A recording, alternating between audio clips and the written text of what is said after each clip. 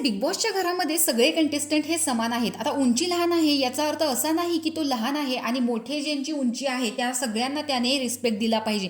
त्यालाही कधी तर राग येऊ शकतो, तोही कधी डिसरिस्पेक्टने वागू शकतो. याचा अर्थ असा आहे की बिग बॉसच्या घरात सगळेच कंटेस्टंट जे आहेत ते एका लेवलचे आहेत. पण इथे असं झालेलं आहे, सागर कारंडेच्या बोलण्यातून असं सरळ दिसून येतं की त्याने डिसरिस्पेक्टफुल वागू नये, त्याने प्रत्येकाशी चांगलं वागलं पाहिजे. त्याने असं तर केलं नाही की दुसऱ्या ग्रुपमध्ये जाऊन आपण 8 जण आहोत, लक्षात ठेवा, आपण बाहेर बोलू नका. आता ज्यावेळेस कॅप्टन्सी म्हणजे 2 कॅप्टन निवडायचे होते तर ठीक आहे, पहिली फेरी अंतिम त्याचा निर्णय झाला नाही, दुसरी फेरी त्याचा अंतिम निर्णय झाला नाही, त्यामुळे घरामध्ये 2 कॅप्टन जे इतिहासामध्ये पहिल्यांदा होणार होते बिग बॉसच्या घरामध्ये ते झाले नाहीत. त्याचा राग हा प्रभूला सुद्धा आलेला होता, त्यामुळे तो रुचिताला सुद्धा ओरडत होता, कारण रुचिताने त्यांचं जे पॅच बनवलेला होता तो विस्कटून टाकलेला होता.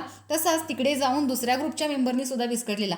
याचा अर्थ सगळ्याच ग्रुप मेंबर्सना किंवा घरातल्या कंटेस्टंटना राग येऊ शकतो, कारण त्यांना एकतर सिल्वर रेशन कार्ड मिळालं आणि दुसरी गोष्ट म्हणजे 2 कॅप्टन होणार होते, ती कॅप्टन्सी सुद्धा गेली.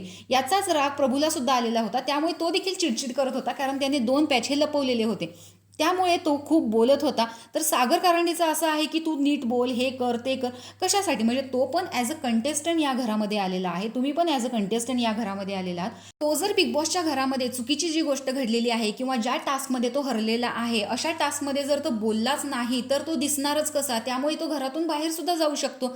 त्यामुळे त्याला जो राग आलेला आहे तो त्यानं व्यक्त करणं तितकंच गरजेचं आहे. त्यामुळे दुसरे जे कंटेस्टंट आहेत, तू रिस्पेक्टने बोल, तू हे कर ते कर, हे सांगणं खूप चुकीचं आहे. आता दीपाली सय्यद असेल, सागर कारंडे असेल, राकेश बापट असेल, यांच्याशी अनुश्री तरी कुठे रिस्पेक्टने बोललेली होती, पण आज प्रभूला ती समजावते की ते खूप मोठे आहे, तू त्यांच्याशी रिस्पेक्टने बोल, हे कर ते कर.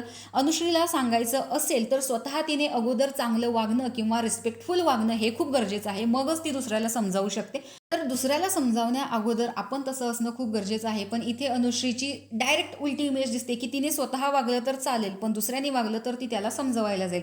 तसंच तन्वीचं सुद्धा असं आहे की त्याला घरात जर ॲज अ कंटेस्टंट आहे तर त्याने त्याचा राग व्यक्त केला आहे, त्याच्यावरही सागर कारंडे असा ओरडतोय की तू त्याला शिकवते, तू त्याला भरवते. तर अशा पद्धतीचं आज काहीसं डिसरिस्पेक्टफुल वागण्यावरून घरामध्ये वादविवाद झालेला आहे. तर याच्यामध्ये प्रभू, तन्वी, अनुश्री, रुचिता, सागर कारंडे याच्यापैकी कोण बरोबर आहे हे कमेंट बॉक्समध्ये नक्की सांगा. अशाच व्हिडिओसाठी आपल्या चॅनलला सबस्क्राईब करा. तोपर्यंत बाय.